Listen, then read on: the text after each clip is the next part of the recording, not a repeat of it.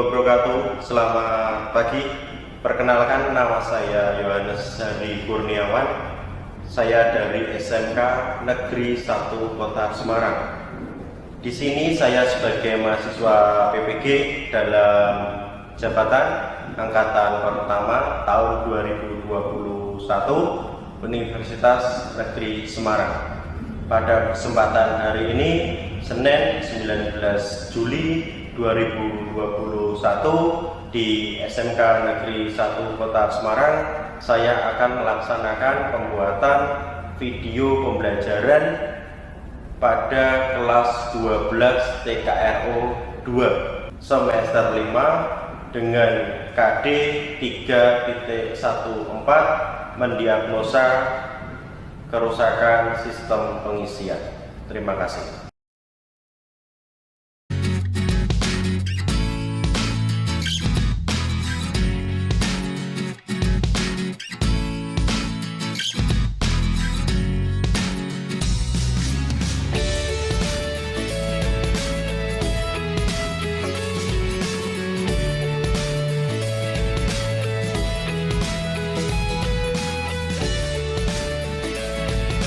Assalamualaikum warahmatullahi wabarakatuh. Waalaikumsalam warahmatullahi wabarakatuh. Bagaimana nih Mas kabarnya hari ini?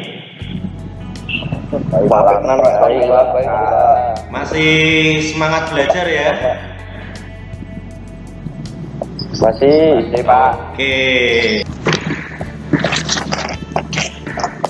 Biar lebih semangat, coba ditampilkan video kalian masing-masing Mas. Kameranya di on kan, biar Pak Ari lihat. Oke, bagus. Oke, bagus, terima kasih. Kita yel-yel dulu ya. Semangat pagi. Oke, mantap semuanya ya. Semangat. Oke, baiklah anak-anakku semua, sebelum memulai pelajaran pada hari ini, silahkan dipimpin berdoa terlebih dahulu. Kepada ketua kelas Mas Adam, Pak Ari persilahkan. Ya, sebelum mengawali pembelajaran pada hari ini, mari kita berdoa menurut agama dan kepercayaan masing-masing. Berdoa dipersilahkan. Selesai. Oke, baiklah. Adakah dari teman-teman kalian yang belum join ya? Masih ada enggak ya? Sudah semua Pak. Oke, sudah lengkap ya. Pak Ari minta untuk suara di off kan. Tadi ada suara burung masuk ya, itu nanti akan mengganggu pelajaran kita ya. Jadi pada saat kalian nanti bicara, baru speakernya di on kan ya, biar suaranya tidak masuk. Oke, dari tampilan sudah semua ya, sudah lengkap, mantap lah ya. Pak Ari harapkan kalian dapat berkonsentrasi dan bersungguh-sungguh dalam mengikuti pelajaran kita pada hari ini. Apalagi di masa-masa pandemi seperti ini ya, kita harus tetap jaga kesehatan dan selalu menerapkan 5M. Jelas Mas? Siap Pak. Baik Pak. Oke. Sebelum Pak Ari masuk ke materi, saya ingin bertanya, adakah yang masih ingat nih pelajaran kita minggu kemarin? Coba masih ada ndak? Ingat Pak. Siapa ini? Ingat. Mas? Kenalkan Pak, nama saya Ahmad Abdul Kholik Pak. Oke, didekatkan Mas biar jelas suaranya. Kami masih ingat Pak, kemarin kan menganalisa kerusakan sistem pengapian konvensional, Pak. Oke, contohnya apa Mas kemarin? Kemarin contohnya mobil saat starter tidak bisa hidup, Pak. Ternyata setelah dilakukan pengecekan tidak dapat diganggu api pada businya, Pak. Oke, terus solusinya apa Mas kemarin?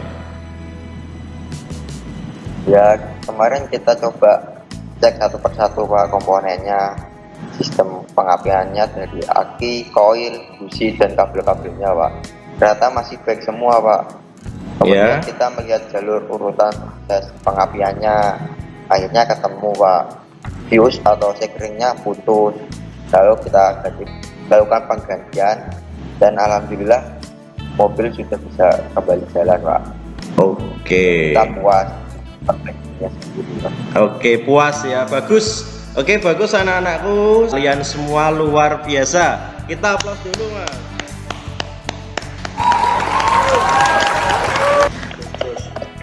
Oke, alhamdulillah masih ingat ya. Jadi minggu kemarin kita sudah membahas tentang cara menganalisa gangguan atau kasus yang terjadi pada sistem pengapian konvensional, dan sudah kalian diskusikan bersama juga. Sip, mantap ya. Nah, 2 hari yang lalu sudah Pak Hari beri link kalian via WA dan sudah dipelajari ya. Sudah, Pak. Oke, mantap. Pada pertemuan yang pertama ini kita akan membahas tentang cara mendiagnosa kerusakan pada sistem pengisian konvensional. Lebih tepatnya pada pemeriksaan dan mendiagnosa kerusakan komponen pengisian konvensional. Untuk bahan ajar sudah kalian pelajari? Sudah, Pak. Oke, untuk LKPD-nya sudah kalian unduh? Sudah. Oke. Dari tampilan terlihat, Mas? Terlihat, Pak. Oke, ya. Terlihat, Pak. Terlihat, Pak. Nah, Pak Ari berikan sebuah stimulus ya. Di tampilan kalian ada sebuah gambar ya. Coba ini, pernah mengalami mobil macet tidak? Dan mengapa kondisi ini bisa terjadi? Coba siapa yang mau menjawab ini? Mas Abdul mungkin? Mas Abdul? Oh ya, silahkan Mas, siapa? Mau. Perkenalkan, nama saya Adam, Pak. Izin menjawab. Saya pernah, Pak. Menurut saya mobil macet atau mogok bisa disebabkan karena bahan bakarnya habis dulu, Pak. Pernah mengalami, Pak. Oke, Mas Adam ya. Oke, terima kasih. Mas Adam pernah mengalami mobil mogok karena bahan bakarnya habis. Saya, Pak, izin menjawab. Ya, silakan Mas. Perkenalkan, Pak, nama saya Ahmad Abdul Holik. Ya. Pernah mengalaminya, Pak. Menurut saya mobil macet atau mogok bisa disebabkan akinya rusak atau tidak ada arus masuk pada akinya, Pak. Oke, bagus. Sudah cukup 3 saja. Oke, itu semua yang kalian sebutkan tadi bisa menjadi faktor penyebab mobil itu macet atau mogok. Tetapi yang lebih pas, lebih cocok dengan materi kita hari ini, yaitu mobil mogok karena akinya drop atau tegangannya turun dikarenakan tidak ada pengisian pada baterai. Oke, sekarang kita simak materi yang akan Pak Hari tampilkan. Oke, siap, Pak. Oke, Untuk materi kita kali ini ada 2 KD. Yang pertama, mendiagnosa kerusakan sistem pengisian, dan yang kedua, memperbaiki sistem pengisian. Adapun tujuan pembelajaran ya yang harus kalian capai untuk pertemuan kita kali ini, yang pertama, siswa dapat menjelaskan cara kerja dan memeriksa sistem pengisian dengan benar dan sesuai buku literatur secara teliti, bekerja sama, dan menghargai pendapat orang lain. Yang kedua, siswa dapat mendiagnosa kerusakan dan memperbaiki sistem pengisian dengan benar dan sesuai buku literatur secara teliti dan sesuai SOP. Untuk indikator pencapaian kompetensi ya, di sini dibagi menjadi 2, yaitu pengetahuan dan keterampilan.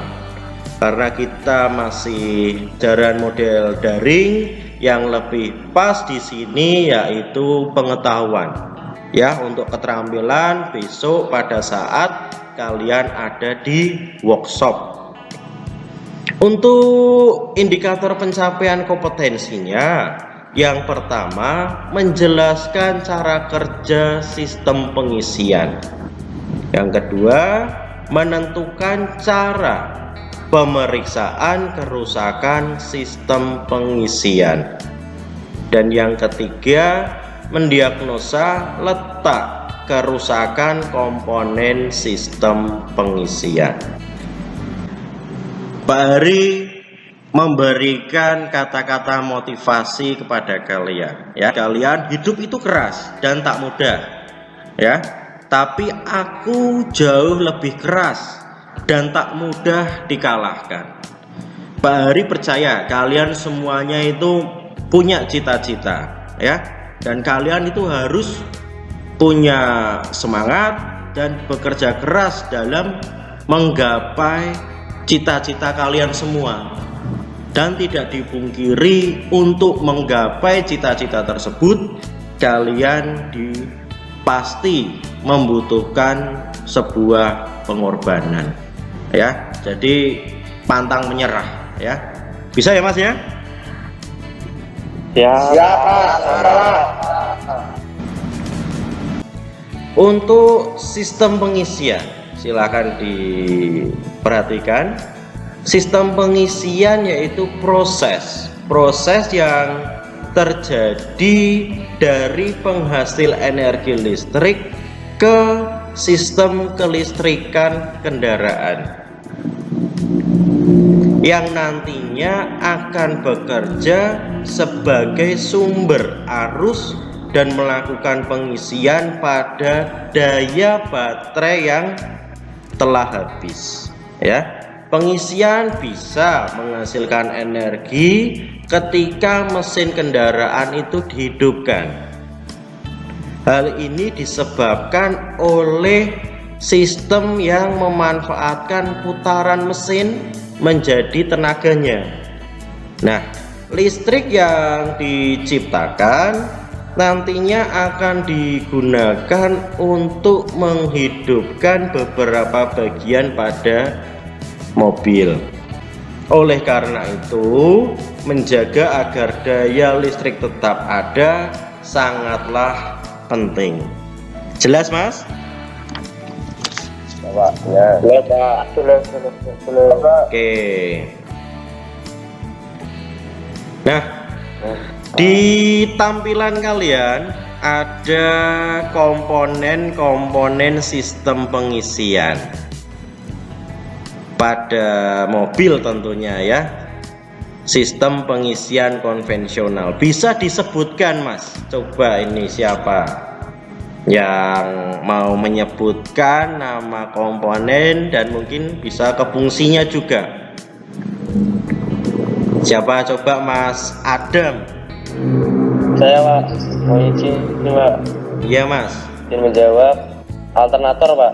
Oke, di sini ya, Itu alternator fungsinya ya. Untuk merubah energi gerak atau mekanis dari mesin menjadi energi listrik. Alternator terdiri dari beberapa komponen dalam mendukung sistem kerjanya Pak. Terima kasih. Oke, terima kasih Mas Adam. Alternator ya. Kemudian ada yang lain? Mas Jawab, Pak Heri. Kolik, Mas Kolik ya ini ya. Ya. Oke, silakan Mas Kolik. Yang berikutnya regulator, Pak. Regulator. Oke. Pengatur.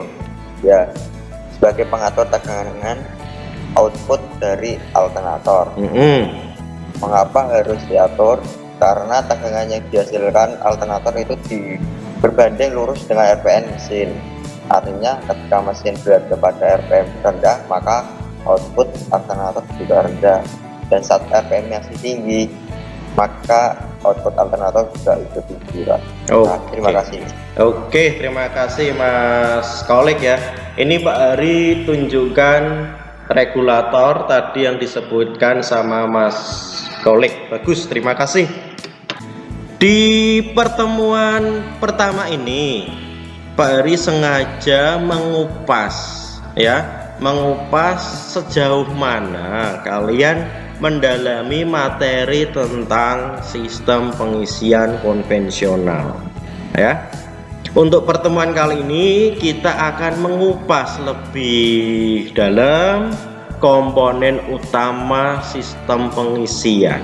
Apa Mas komponen utama sistem pengisian? Mas Kolik coba. Alternator, Pak. Apa? Alternator. Oke, alternator ya. Fungsinya untuk apa? Coba ini ada yang tahu enggak untuk alternator tadi yang sudah disebutkan? Izin menjawab Pak Hari. Ya silahkan Mas. Alternator berfungsi untuk merubah energi gerak dari mesin menjadi listrik Pak. Alternator terdiri dari beberapa komponen dalam mendukung sistem kerjanya Pak. Terima kasih. Oke, iya ya. Alternator itu sebuah perangkat kelistrikan yang berfungsi untuk mengubah gerakan rotasi menjadi energi listrik AC ya. Atau alternator itu disebut juga generator AC atau di masyarakat lebih dikenal dengan istilah dinamo ampere ya. Tetapi kelistrikan mobil itu kan DC. Mengapa alternator menghasilkan arus AC, Pak? Nah, memang benar alternator itu menghasilkan arus AC karena alternator AC ini memiliki desain dan konstruksi yang simpel. Tapi sebelum arus listrik disalurkan ke kelistrikan mobil, terlebih dahulu dilewatkan pada sebuah dioda atau rectifier ya.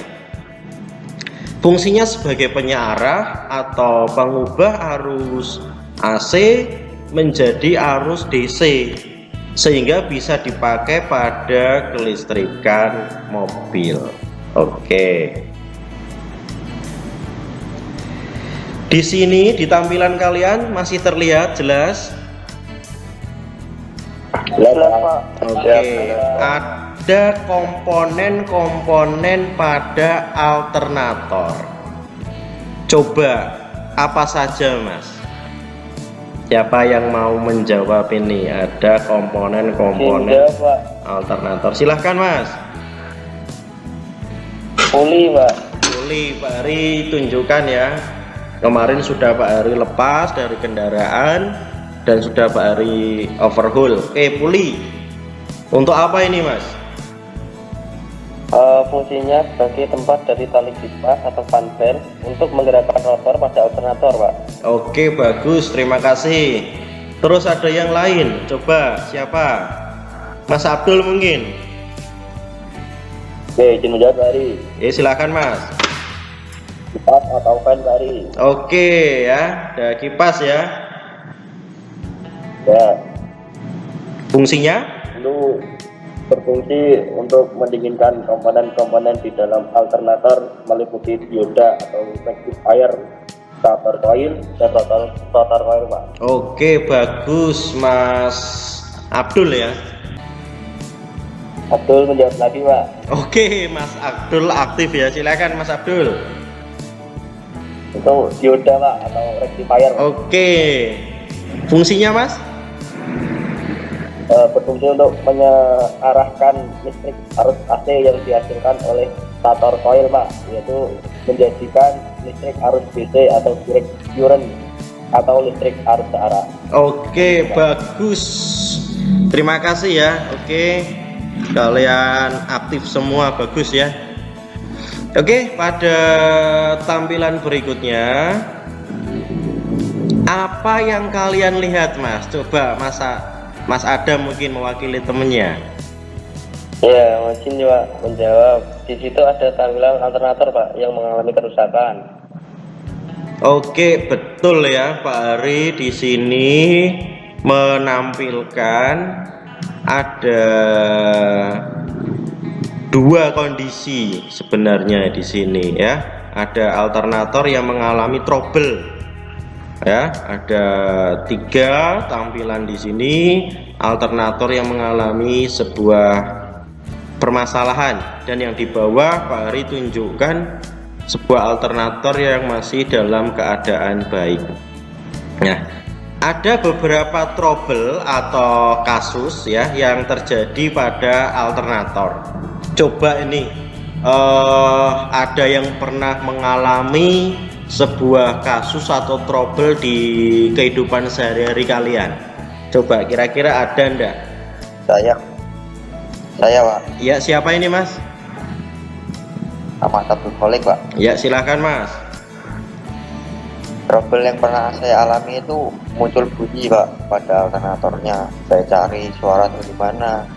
Oh, ternyata dari dalam alternatornya itu, Pak. Oke, Makasih, Pak. iya Mas. Mas Kolik ya, muncul bunyi. Mungkin bunyinya terdengar di kendaraan, tapi saat didekati ternyata sumbernya kok malah dari dalam alternator gitu ya Mas Kolik ya. Betul sekali, Pak. Oke, mungkin ada kasus yang lain, coba. Saya, Pak, Silahkan Mas. memiliki menjawab, Pak. Ya. Pengalaman yang saya alami itu bau sangit, Pak, di dinamo atau alternator, kayak bau gosong gitu loh, Pak. Oh, bau sangit atau bau gosong ya. Di alternatornya hanya Mas. Iya, Pak. Oke, ya. Oke, ya bagus anak-anakku semua. Itu tadi ada 2 teman kalian yang mencoba menyampaikan kasus yang pernah dialami di kehidupan sehari-hari mereka ya. Nah, nanti akan Pak Ari tambah nih. Akan Pak Ari tambah kasusnya atau permasalahannya yang terjadi di alternator. Tadi kan sudah 2 dari teman kalian, nanti akan Pak Ari tambah. Dan nanti kalian harus bisa menganalisa mengapa kondisi atau permasalahan ini bisa terjadi. Siap ya Mas ya? Ya, Pak. Oke. Setelah kalian semua tahu bagian dan fungsi dari komponen alternator, Pak Ari akan tampilkan sebuah video tentang cara kerja alternator ya. Kalian simak ya Mas ya. Ya, Pak. Ya, Pak. Dari tampilan terlihat? Terlihat, Pak. Oke, silakan kalian simak Mas. Sistem pengisian konvensional. Cara kerja sistem pengisian yang pertama adalah saat kunci kontak on dan mesin masih aktif, harus mengalir dari terminal positif baterai menuju busi beling, kemudian menuju ke kunci kontak. dari kunci kontak. Oke, masih menyimak ya Mas ya? Masih, Pak. Oke. Setelah kalian tadi melihat tayangan video dari Pak Hari tentang cara kerja sistem pengisian, apa nih yang dapat kalian simpulkan? Coba yang tadi menyimak. Abdul ingin jawab, Pak. Oh, silakan Mas Abdul. Berdasarkan cara kerja sistem pengisian konvensional tadi, maka dapat disimpulkan bahwa terjadinya tegangan output alternator itu dipengaruhi oleh 3 hal yang penting, yaitu yang pertama, Pak, Ya. yaitu adanya medan magnet yang dihasilkan oleh rotor coil. Yang kedua, adanya kumparan di sekitar medan magnet, yaitu starter coil. Dan yang terakhir atau yang ketiga, adanya pemotongan medan magnet oleh kumparan. Pemotongan medan magnet ini terjadi karena adanya putaran poros alternatif yang menyebabkan rotor coil berputar dan medan magnet yang ada padanya juga berputar memotong kumparan atau starter coil. Seperti itu, Pak. Terima kasih. Oke, bagus. Terima kasih Mas Abdul mewakili temennya ya. Oke, setelah kita tahu semua bagaimana sistem pengisian itu tadi bekerja, kita juga harus bisa melakukan pemeriksaan pada alternator, Mas.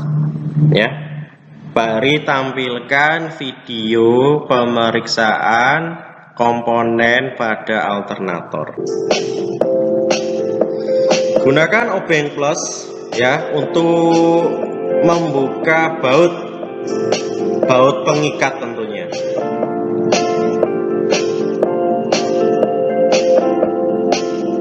Kemudian keluarkan stator dari dudukannya dengan hati-hati.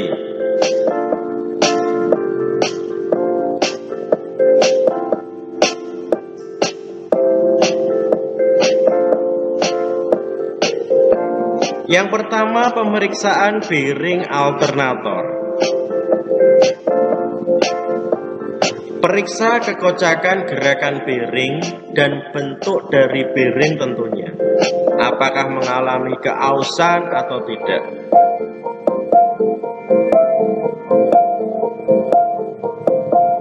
Yang kedua, pemeriksaan pengetesan kebocoran rotor. Gunakan multitester, kalian kalibrasi ya. Hubungkan probe positif dan probe negatif pada bearing belakang.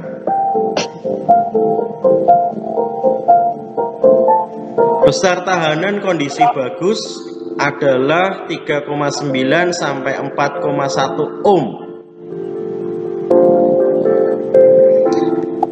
Tahanan terbaca 4,8 ohm. Nah, berarti kondisi kebocoran pada rotor tidak bagus atau harus dilakukan penggantian. Perakitan kembali alternator.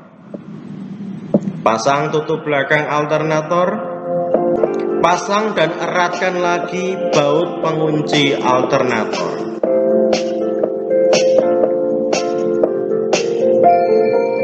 Setelah kalian tadi melihat ya penjelasan tentang cara pemeriksaan pada alternator, kesimpulan apa yang dapat kalian ambil, Mas? Coba siapa yang mau mewakili temennya? Mungkin Mas Cinmi bisa di-mute suaranya. Perkenalkan, nama saya Adam, Pak. Izin menjawab. Pemeriksaan alternator sebaiknya dilakukan secara periodik, Pak, supaya performa dari alternator tersebut dapat selalu maksimal, Pak. Oke, bagus. Terima kasih Mas Adam ya. Oke, coba ini Pak Ari minta kameranya di-on kan, Mas, semua, Mas. Coba kameranya di-on-kan. Mas Adam, Mas Akbar, oke bagus. Mas, ya bagus ya. Oke, silahkan sekarang kalian buka LKPD yang sudah Pak Hari share ya. Kemudian kalian kerjakan sesuai petunjuk yang sudah ada ya. Bisa Mas ya? Ya Pak. Ya Pak. Oke. Pak Hari akan bagi menjadi 4 kelompok ya. Nanti silakan kalian berdiskusi, kalian analisa mengapa kondisi seperti ini bisa terjadi ya. Yang pertama, analisa penyebab terjadinya suara kasar pada alternator. Ya, silakan kalian berdiskusi, Pak Hari kasih waktu. Ada 4 kasus, silahkan kalian berdiskusi dengan kelompok masing-masing. Silakan Mas.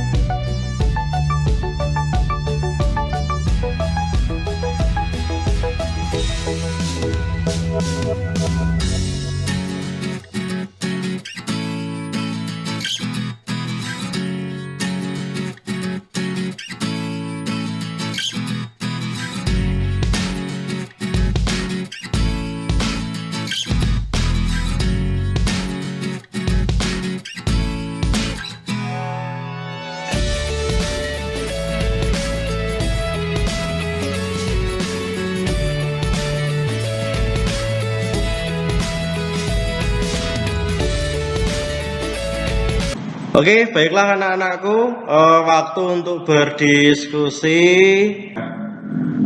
cukup ya. Silakan kalian sampaikan kesimpulan yang sudah kalian diskusikan. Coba ini dari kelompok 1 siapa yang mewakili? Silakan Mas.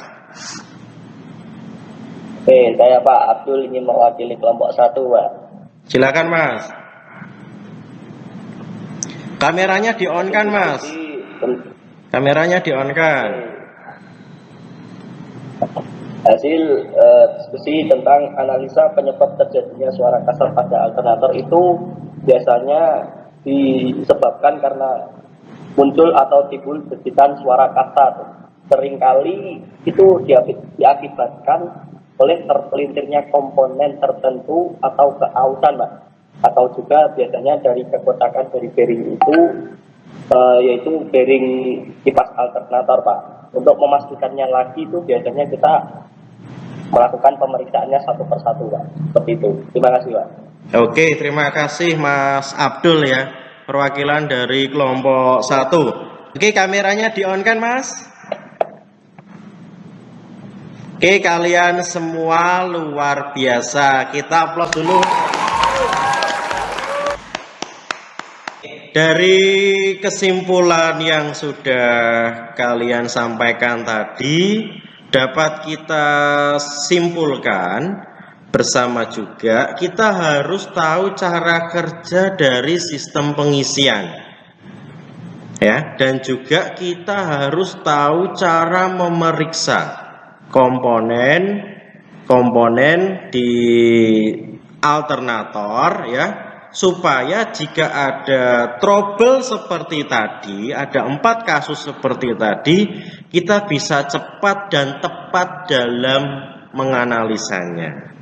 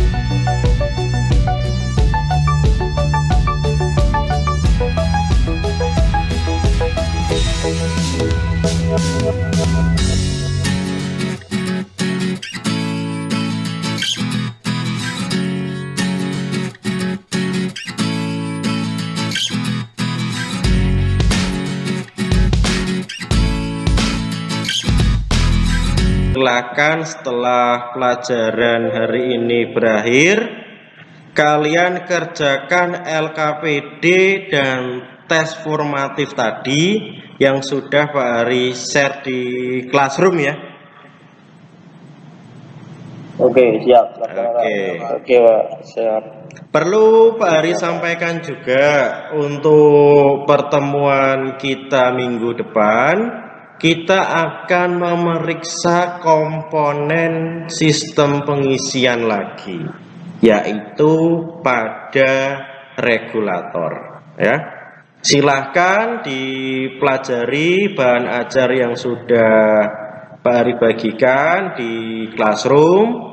Carilah literatur bahan ajar online yang relevan pada materi minggu depan. Jadi pada saat minggu depan kita bertemu sudah ada gambaran tentang materi tersebut dan kalian siap untuk berdiskusi kembali. Jelas Mas? Jelas Pak. Oke, silahkan kameranya di-on-kan lagi. Nah, bagus, cakep ya.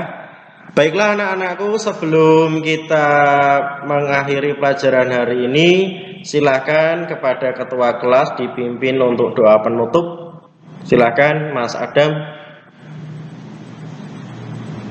Ya, siap. Sebelum mengakhiri pembelajaran pada pagi hari ini, alangkah baiknya kita berdoa menurut agama dan kerjaan masing-masing. Berdoa dipersilahkan. Selesai. Oke, terima kasih Mas Adam. Anak-anakku semua, Pak Ari mohon maaf jika ada kata-kata yang kurang berkenan. Tetap semangat, tetap jaga kesehatan dan teruslah belajar. SMK? Oke, wassalamualaikum warahmatullahi wabarakatuh. Terima kasih Mas waktunya. Sampai ketemu lagi minggu depan. Terima kasih. Sehat-sehat semua. Oke, siap.